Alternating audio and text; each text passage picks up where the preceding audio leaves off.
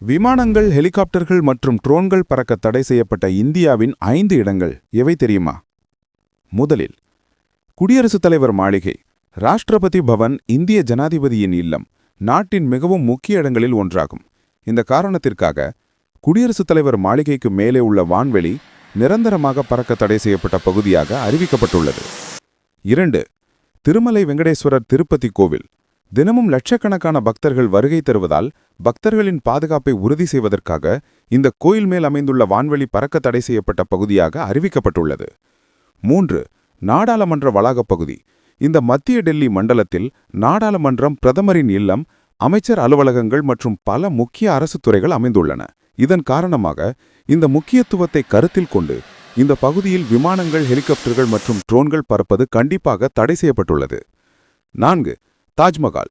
யுனெஸ்கோவின் உலக பாரம்பரிய தளமாகவும் உலகின் மிகவும் பிரபலமான நினைவுச் சின்னங்களில் ஒன்றாகவும் விளங்கும் தாஜ்மஹால் மற்றும் அதன் அருகில் இருக்கும் சுற்றுப்புறங்கள் விமானங்கள் பறக்க தடை செய்யப்பட்ட பகுதியாக அறிவிக்கப்பட்டு பாதுகாக்கப்படுகின்றன.